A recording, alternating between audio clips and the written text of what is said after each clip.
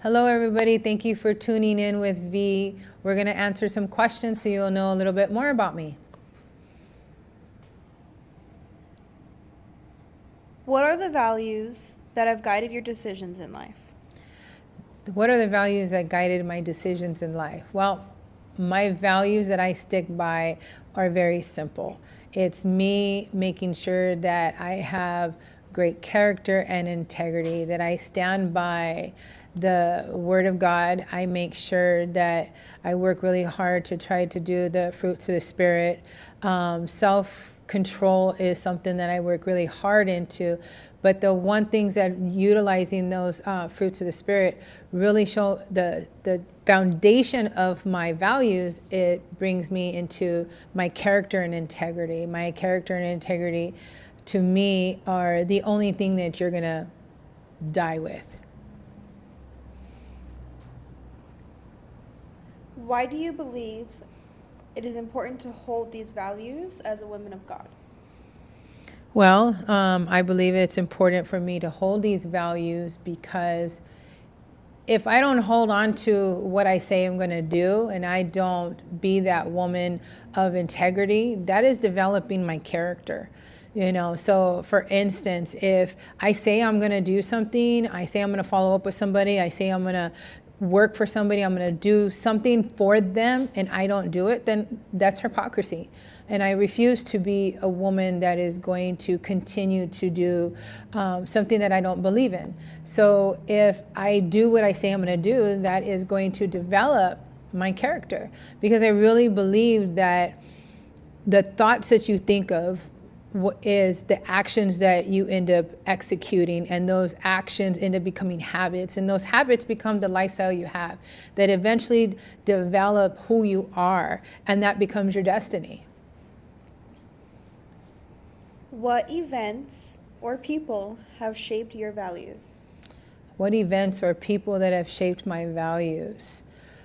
That's a very good question, because there have been so many people that have come in and out of my life that have helped sharpen me through my journey. So I can't really say like there's one particular person or one particular thing, because there isn't. There is a plethora of different things. Like, I really believe that God is Jehovah Jireh in the place, not the substance. And I believe I mentioned this before in a previous episode, stating that God tells us not to worry about the things of this world, not to worry about food and shelter and the clothes on our back, for not even the birds worry about those things. So why am I going to worry about that? So in that, I think about, if he is Jehovah Jireh in the place, not in the substance, that if I'm not in that right place at that right time, he's not going to bring me to that next person or that next event or however it needs to be for it to fall in line the way it's supposed to. So if I stay true to myself and own my own stuff, right? I mean, I could use a different word, but I'm going to keep it clean here and just own it, right? Just really solely own my values and who I want to be, then it's all going to fall into play. Then I'm not going to have to worry about why I'm doing this and that and why my life is looking like this. It's going to fall natural. So I just stick true to who I am. I stick to my character, because God says for me to have these fruits of the Spirit, to be kind, to be loving, to be long-suffering, to have self-control. Even though self-control is at the bottom of the list, I honestly like to turn it upside down. Because when you have self-control, all these other things are going to fall into play. I'm going to be giving. I'm going to be forgiving. I'm going to be loving. I'm going to be like that. And it doesn't matter who comes down my path. I will be slow to speak and quick to listen. Now, not all the time. I mean, I am human, but if I remember that I have to stick to who I am, my character, and that's the character that I'm developing, is being a true woman of God. And a true woman of God for me doesn't mean that I am necessarily trying to be with the church or what other people would define as a woman of God would look like. I am not being compared to anybody. I am being my true, authentic self. So if I decide that I'm going to be there for that person, I got to own it. I got to be that person that I said I'm going to be. How do you define success? How do I define success? Okay, well, to me, success doesn't mean riches, fame, and fortune. I feel successful right now and where I'm at. I never thought I would be in the position I'm in, even though it has gotten me to be in so much turmoil. You know, I've said this before, that my trials and tribulations are other people's blessings. And if I can just help one person, that made me successful in that day, because God tells us to live today as there is no tomorrow. So why am I putting all this energy and time and efforts into something that I don't even know is going to happen, right? I don't even know if it's going to be if it's going to come to fruition. But being successful right now in this moment, living in the moment, owning who I am in this moment, living today as there is no tomorrow. I mean, if I accomplish everything that God wanted me to do today, to me, I'm successful. I don't necessarily have to have all that hoopla that the world says we need to do. And even, you know, the church is doing it too. And I don't want that. I don't think, you know, me having to drive a BMW or the most expensive car out there and looking like, you know, all of this, that wearing good clothes and all that. If I'm comfortable with who I am and I put my head down at night and I feel like I've accomplished what God wanted me to do, I feel successful. I've accomplished something, because my job is to impact even just one person today. Hope it could be you. How do you feel the U.S. systems have failed you? How I feel the systems have failed me? Ooh, we don't have that much kind of time. I don't believe that they are the system is about helping the people. I believe that God has wanted us to sharpen each other. You know, he says that iron will sharpen iron. And I believe that that is what is helping. It's not necessarily us relying on the system, because, you know, the word, if we go back and we look at what the word of God says, he says that every man, meaning woman and man, is a liar, a thief, and everyone will fall short to the glory of God. I've constantly seen the system fail me. I've been investigated. I have, and walking the fine line, you know, crossing my T's, dotting my I's, and not trying to rip off Peter to pay Paul, and not trying to get ahead. Nothing ever malicious or vindictive or anything like that. Spiteful, even though there's certain people in this world that would probably beg to differ. But for myself, nothing was ever intentional to be in those ways. And, you know, me doing everything that I could. For instance, I remember being on welfare and trying to just, you know, make amends and make everything meet where I needed in that moment. And here it comes, some social worker knocking on my door because my neighbor has some boots outside and our doors are like literally just enough to open the next door. Like you couldn't open the doors at the same time. That's how close the walkway was. And I'm getting accused for that. Those have to be a man that's supporting me. I'm like, are you serious? I mean, this is what we were constantly, they were constantly doing to me. And I remember some years ago when we went to war for 9/11, I got asked to be on the Tavis Smiley show. And I was talking about the welfare system and how I was literally bashing the welfare system. And there was another lady from Idaho or Ohio, something like that, talking about how great it was and how that served her so much purpose and how she did this and that. And I was like, I'm happy for her.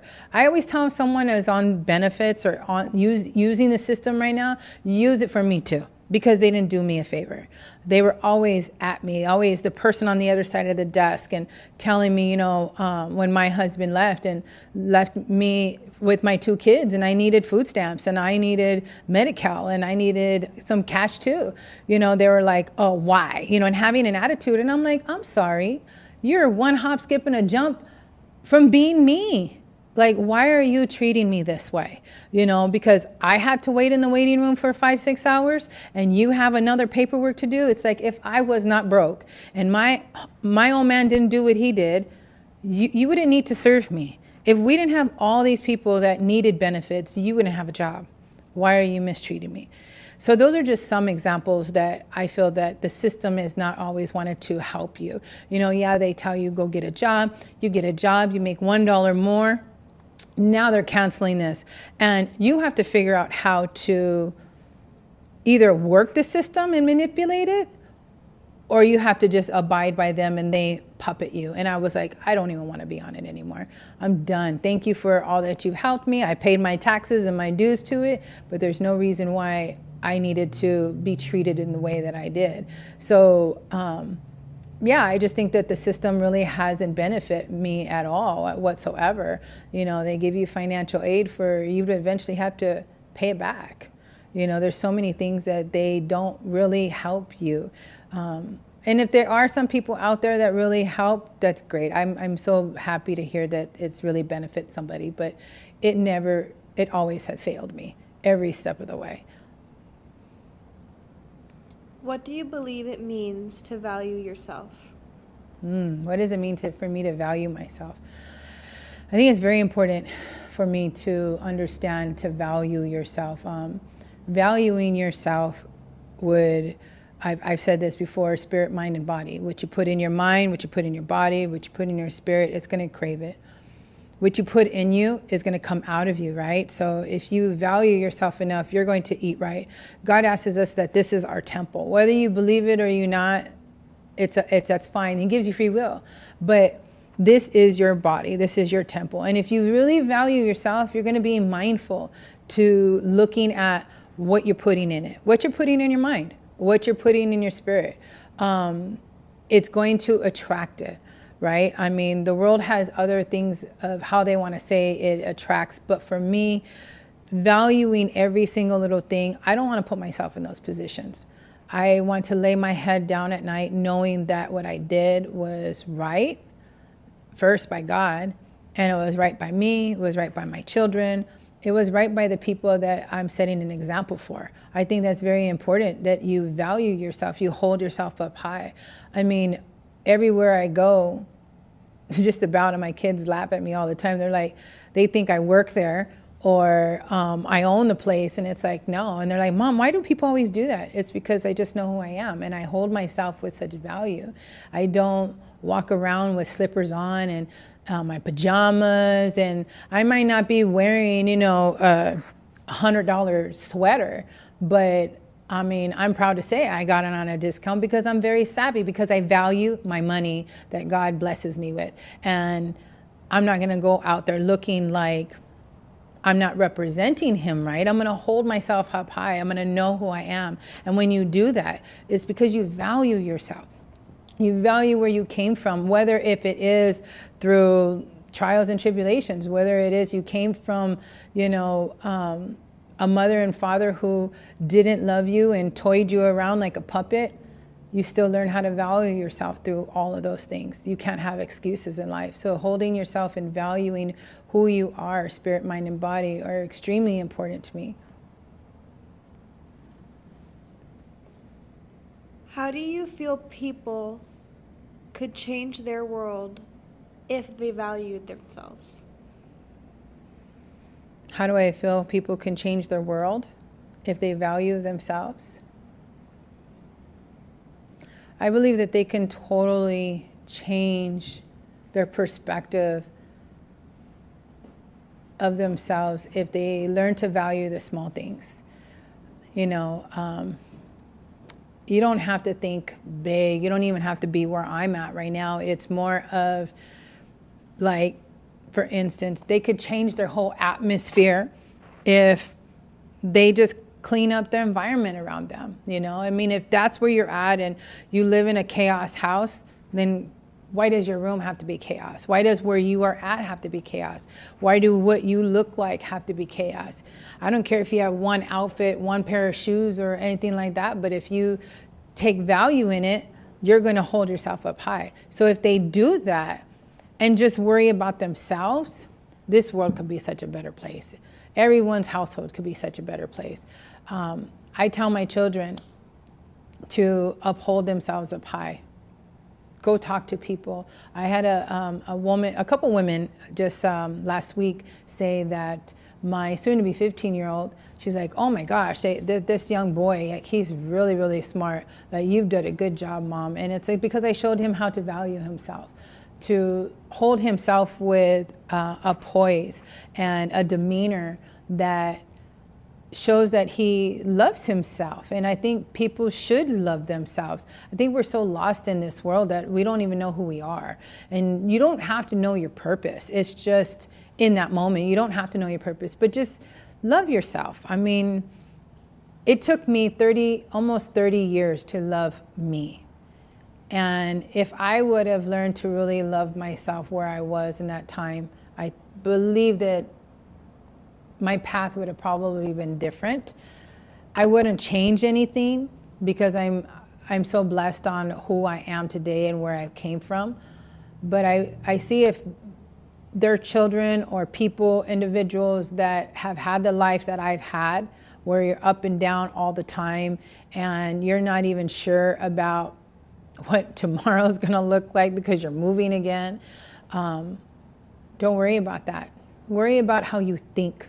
Worry about how, I wouldn't say worry, wrong choice of words. I would say consider the things that you're thinking about. Consider what you're doing in that moment, where you're going, the positions you're putting yourself in. Then you would know how to value the things that you're doing. I'm just not going to do that. I mean, one thing that I truly love about this one young lady that I know, she says, I'm not going to allow someone to change my thoughts. That's just how I'm going to think. And it's not that it's negative or that it's positive. It's just she's not going to be wavered in any which way. Because she values who she is. She's not going to give herself and sell herself short. And I love that about her. I wish there was more individuals out there that would know that. And I really hope that people would learn how to do that. And if there is somebody out there that doesn't know how to do that, I would love to chat with them, because I think that anybody who is breathing oxygen today has value. They just need to find their path, find their way. In what ways do you actively promote personal growth in your everyday life? I think I just do that so naturally that I really don't think like I'm promoting it. Because, for instance, when I'm at the farmer's market, right? There's so many individuals there will just know I'm in their heads. They tell me, you're in my head by something they're going to eat. And I'm like, good, because you don't need that mucus pus forming food, inflammational kind of food that's going to do you a disfavor. And I'm constantly promoting people just read the label. Understand what it is you're doing. So for instance, if you're coming to the farmer's market and you're purchasing an item from me and we're talking about food or this kind of malfunction that somebody's having, we'll talk about, well, what are you eating? You eat what tells me how you value yourself, and I'll be like, why are you doing that? Because if we're literally looking at, well, it's just a little bit, well, then there's a little time of the day that you don't value yourself.